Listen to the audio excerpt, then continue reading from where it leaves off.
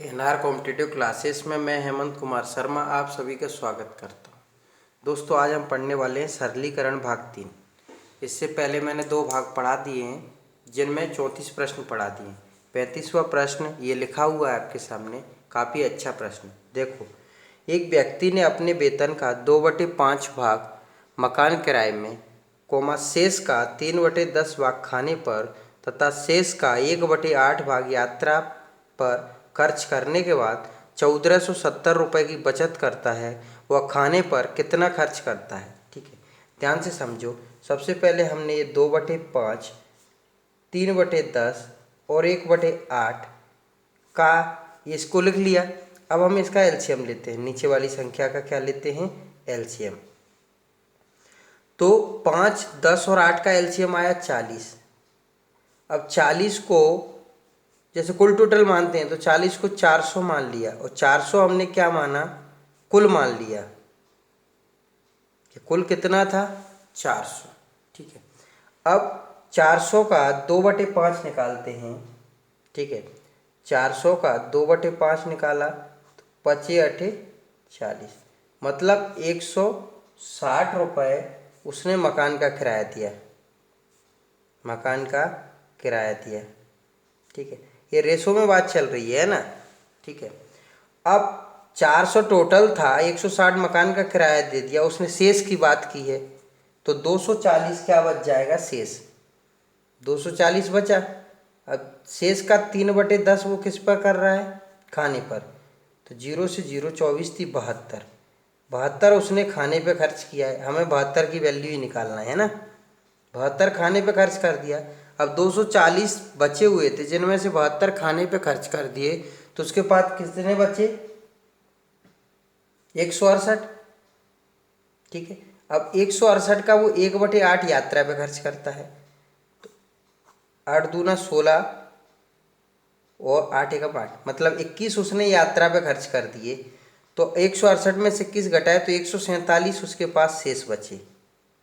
ठीक है, अब 147 जो शेष बचे उसकी वैल्यू दे रखी है 1470। तो एक की वैल्यू कितनी हो जाएगी? 1470/147। हमें चाहिए 72 की वैल्यू। देखो, अगर वो कुल टोटल पूछता तो हम 400 का गुणा करते। उसने किस पूछा है? खाने का। तो 147 से 147 कट गया, मतलब 720 रुपये उसने खाने पे खर्च किए। क्लियर? ठीक है,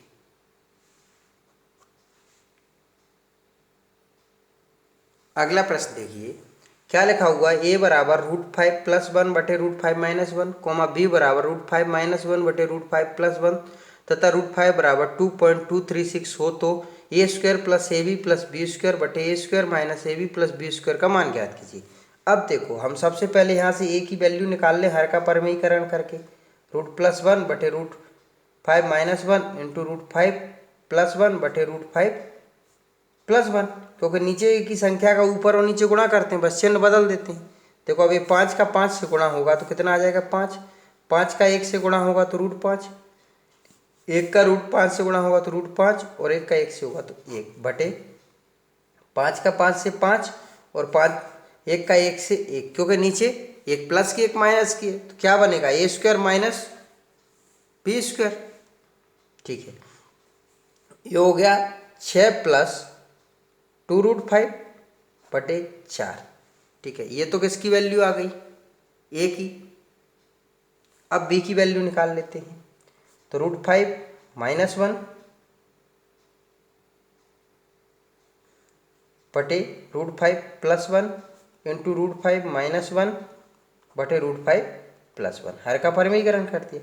ये 5 का 5 से गुणा होगा तो 5 -√5 -√5 और +1 बटे कितना हो जाएगा? ये माइनस का था, है ना, ये प्लस का था, तो ये माइनस का आ गया, है ना।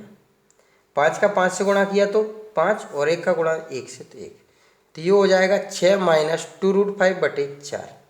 ठीक है, अब देखो, ये a + b का होल स्क्वायर बनाएंगे इसको, और इसको a - b का होल स्क्वायर बनाएंगे, तो मतलब a + b की जरूरत पड़ेगी। तो a + b बराबर कितना हो जाएगा? देखो, एलसीएम तो इन दोनों का 4 आ जाएगा, तो 6 + 2√5 + 6 - 2√5/4, 2√5 से 2√5 कट गया, 6 और 6 12/4, मतलब a प्लस बी की वैल्यू कितनी आ गई?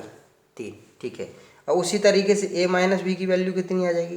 तो 6 प्लस 2√5 माइनस 6, और ये माइनस से माइनस क्या हो जाएगा? प्लस 2√5/4।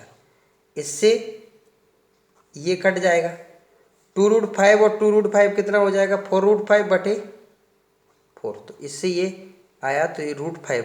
ठीक है, उसी तरीके से ए और बी इनका गुणा करोगे तो इनकी वैल्यू आ जाएगी 1। ठीक है, ए और बी का गुणा करोगे तो कितनी वैल्यू आ जाएगी? 1। अब देखो इधर,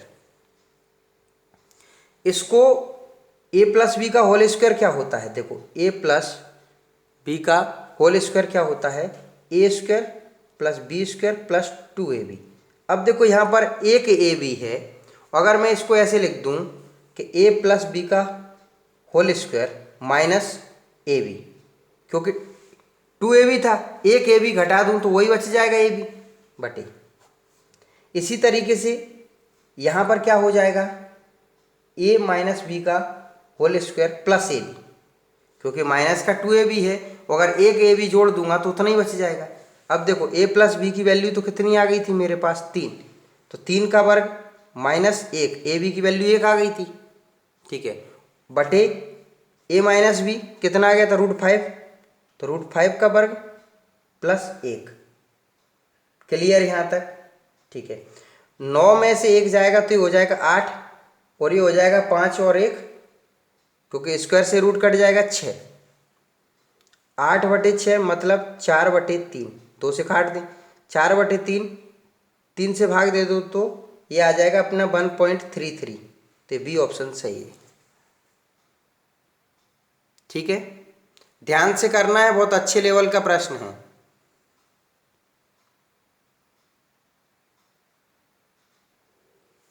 अगला प्रश्न देखिए, यदि a/3 बराबर b/4 बराबर c/7 हो तो a प्लस बी प्लस सी बटे सी का मान याद कीजिए। देखो, आपको ध्यान रखना है,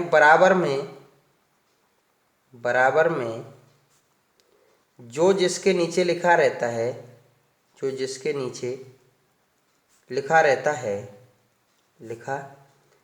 है वह उसी की वैल्यू होती है, वह उसी की वैल्यू होती है। ठीक है, तो मतलब ए की वैल्यू कितना है? 3, बी की वैल्यू कितना है? 4, और सी की वैल्यू कितना है? 7/7।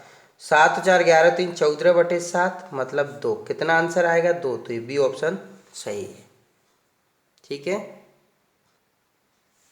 अगला प्रश्न देखिए, यदि 3x - 5 बराबर 5 हो तथा x/x प्लस y बराबर 5/7 हो तो x माइनस वाई बराबर क्या? देखो, यहाँ x की वैल्यू 5 दे रखी है और x प्लस वाई की वैल्यू कितनी दे रखी है? 7। तो मैं अगर यहाँ x की वैल्यू 5 रखता हूँ तो y की वैल्यू कितनी बची? 2।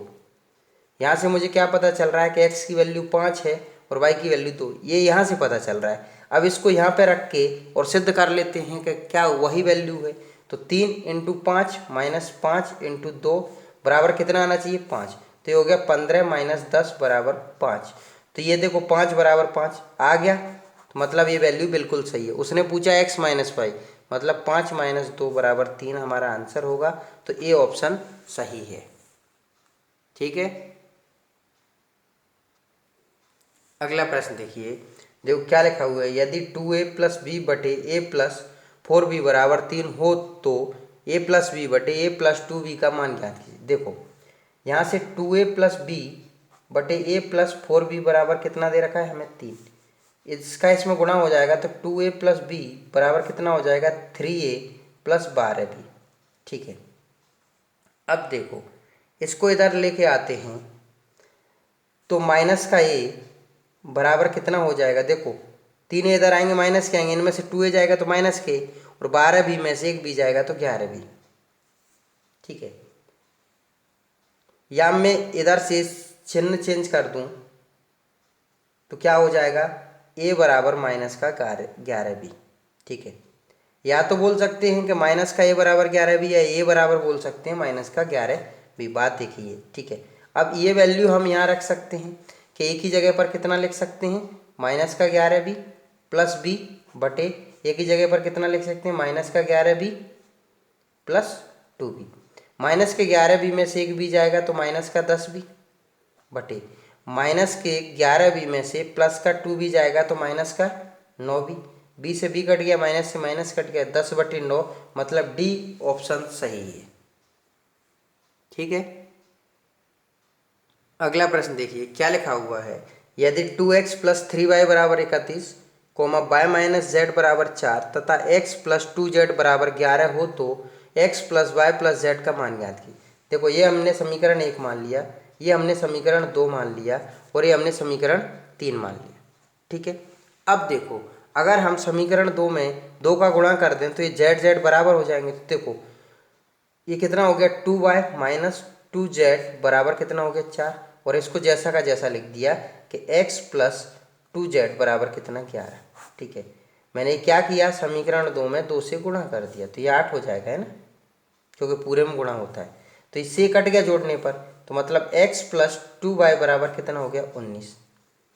ठीक है, अब देखो अगर x को हम यहाँ से काट लें तो इस समीकरण में हम पहले ये वाला समीकरण लिखते हैं 2x प्लस 3y बराबर 31, और इस समीकरण में हम 2 का गुणा कर देते हैं तो ये क्या हो जाएगा 2x प्लस 4y बराबर 38। ये माइनस माइनस माइनस ये कट गया तो माइनस के y बराबर कितना बचा, माइनस का 7, मतलब y की वैल्यू कितनी आ गई 7।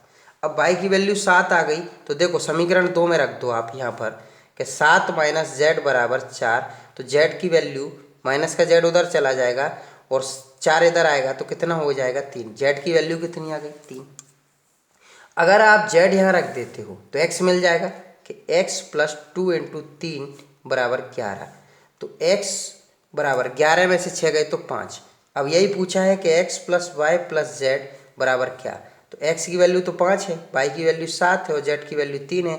7 5 12 3 15, तो क्या आंसर होगा हमारा 15। ठीक है,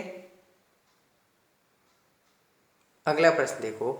यदि 3x minus 4y plus Z बराबर 7 coma 2x plus 3y minus Z बराबर 19 तथा x plus 2y plus 2z बराबर 24 हो तो z का मान ज्ञात कीजिए। देखो ये समीकरण 1 मान लिया, ये 2 मान लिया और ये 3 मान लिया। ठीक है, अब मैं 1 और 2 की तुलना कर रहा हूँ। देखो यहाँ प्लस का z है और ये माइनस का z है, अगर जोड़ दूंगा तो ये कट जाएंगे।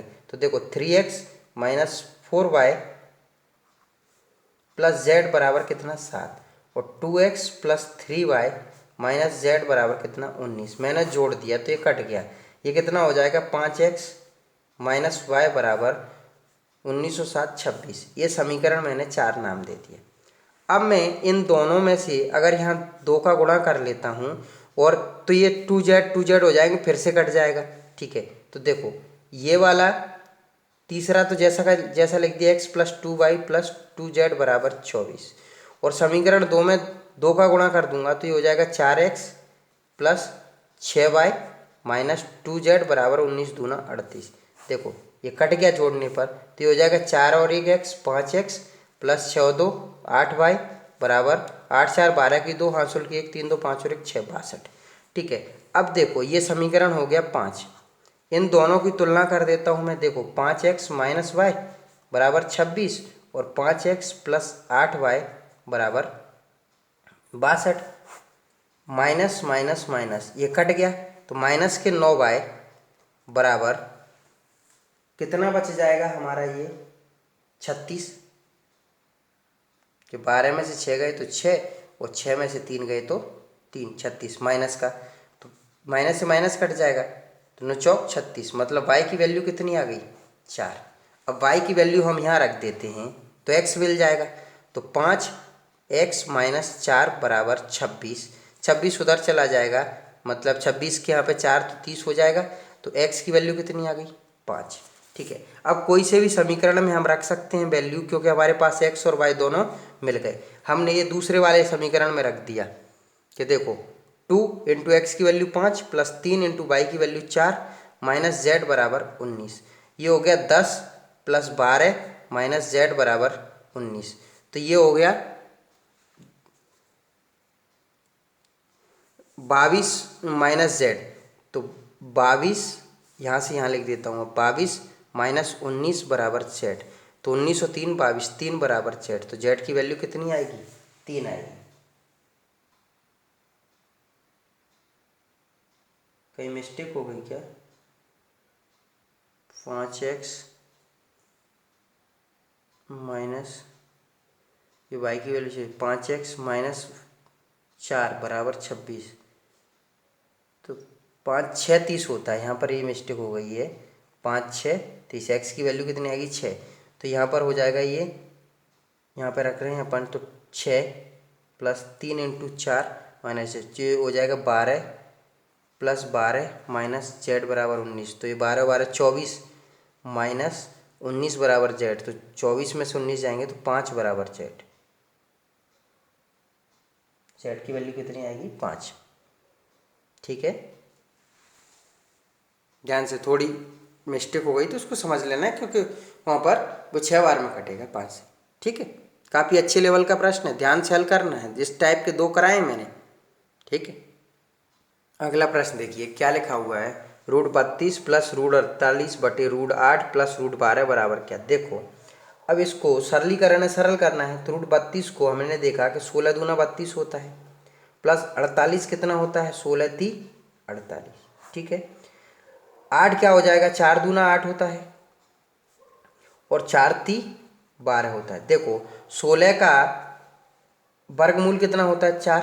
तो ये 4√2 हो जाएगा, प्लस 16 का कितना होता है? 4। तो ये 4√3 हो जाएगा, बटे 4 का कितना होता है? 2। तो 2√2 हो जाएगा, और ये 2√3 हो जाएगा। देखो ऊपर से 4 कॉमन ले लूँ तो √2 प्लस √3 बचेगा, और नीचे से 2 कॉमन ले लूँ तो √2 प्लस √3 बचेगा। इससे ये कट गया, 4 में 2 से भाग दूंगा तो 2 आंसर आएगा। तो ये ऑप्शन सही है।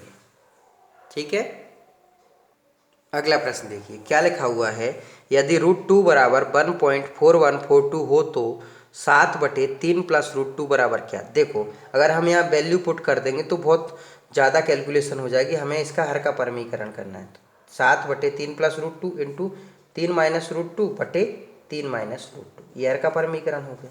ऊपर कितना हो जाएगा? 7 इंटू 3 माइनस √2 बटे 3 का 3 से करूँगा तो 9 हो जाएगा, और √2 का 2 से करूँगा तो ये माइनस का 2 हो जाएगा, क्योंकि ये लिखा हुआ है a प्लस बी, और ये a माइनस बी क्या होता है? a वर्ग माइनस बी वर्ग। ठीक है, 7 इंटू 3 माइनस √2 बटे 7, 7 से 7 कट गया। अब 3 में से माइनस का √2 घटाना है।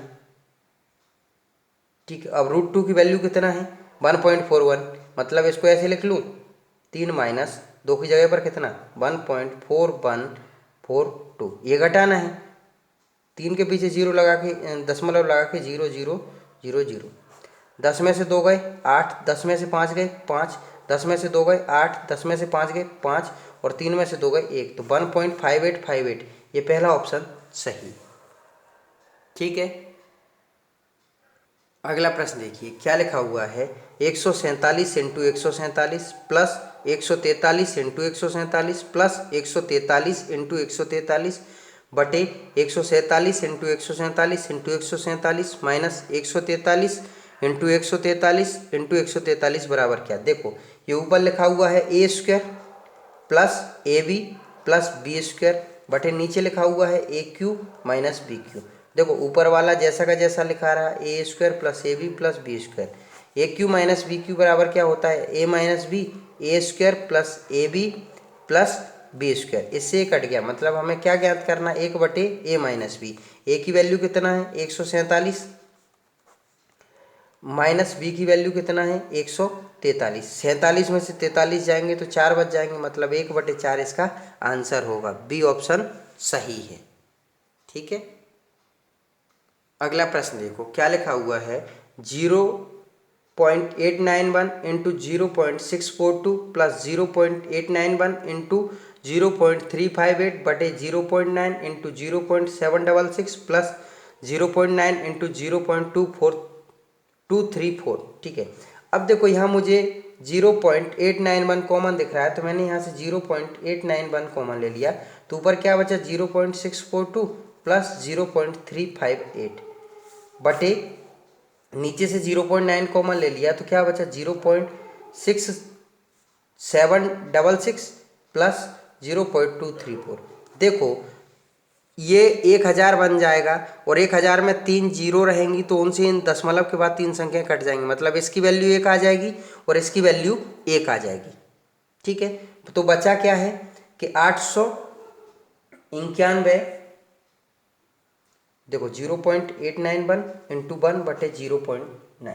ठीक है, अब यहाँ से पॉइंट हटाऊंगा तो यहाँ कितने, जैसे इसको ऐसे लिख सकते हैं 891 बटे, यहाँ पॉइंट के बाद 3 संख्या है तो 1000 लिख लिया। ठीक है, बटे 9, पॉइंट के बाद कितना है, एक संख्या है तो 1 जीरो। अब इसको पलट के ऐसे लिख सकते हैं 891 बटे 1000